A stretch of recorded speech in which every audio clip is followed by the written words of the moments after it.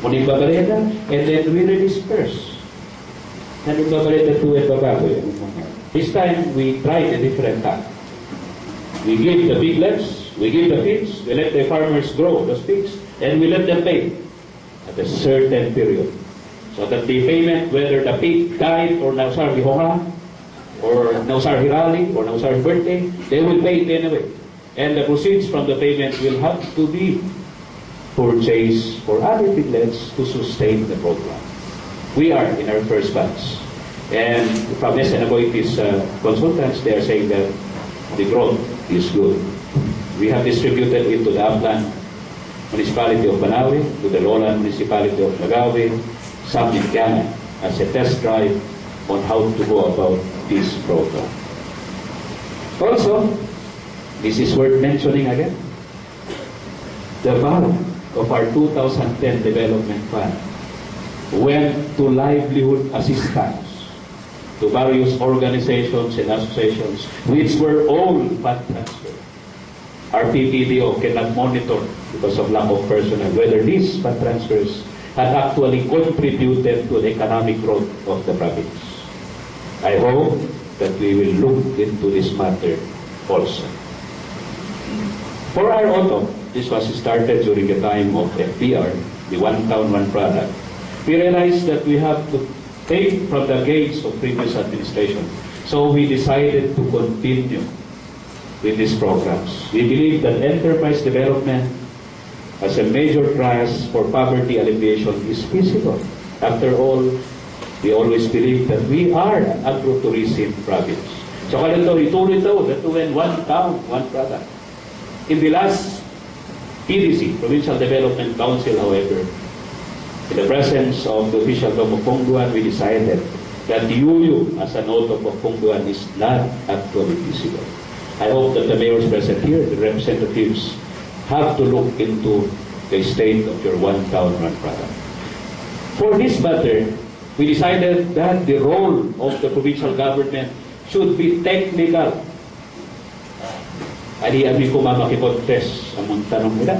After all, we believe that the farmers on the ground are more attuned to their municipal agriculture's office.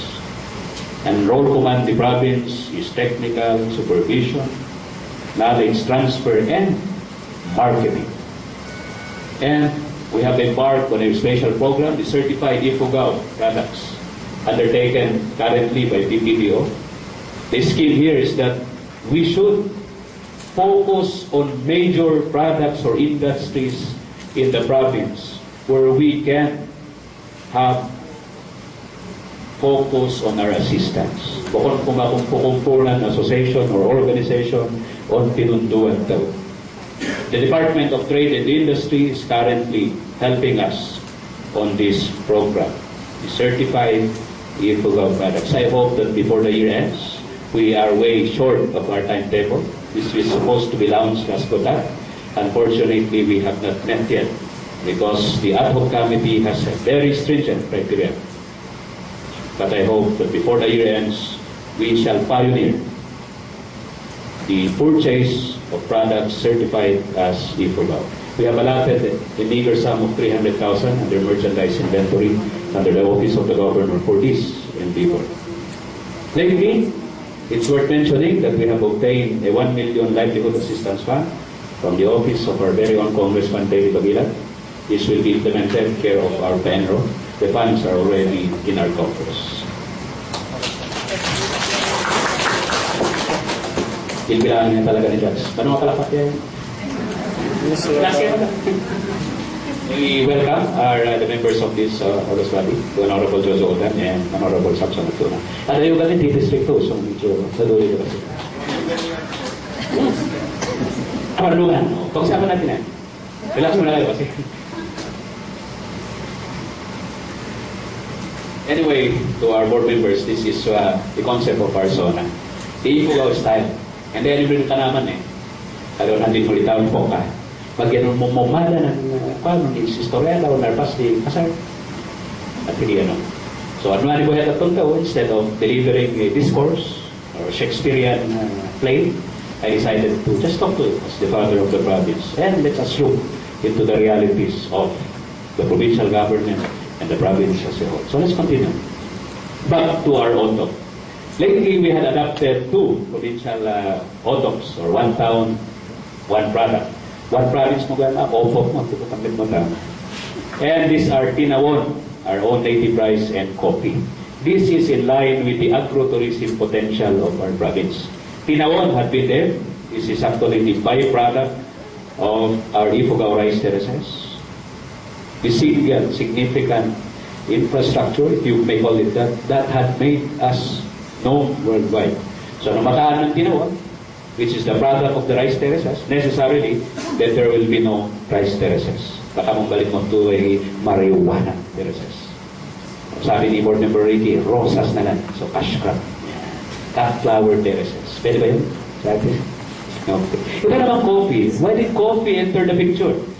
Coffee entered the picture because this was chosen as the convergence crop of the province. We were the first to hit the call of President Pinoy to have a provincial convergence of our line agencies, the TA, TNR, and DAR. In the province of Ifugao, we included DTI in our convergence agencies. Why? Because we believe that marketing is an integral part of production. Since coffee is the product that was chosen in the regional convergence, we chose it also in the provincial convergence initiative as our convergence product. And lately, we issued Executive Order number 50, creating the Provincial Action Group, adopting coffee also as the major plan to sustain and support the national greening program of the present administration of Pinoy. At the time, ini-issue ni Apo Presidente Apo. Executive Order number 26, mandating us to plant 1 billion trees until 2016, until the end of his term. It's a tall order, but I believe that with us supporting each other, we can achieve this if only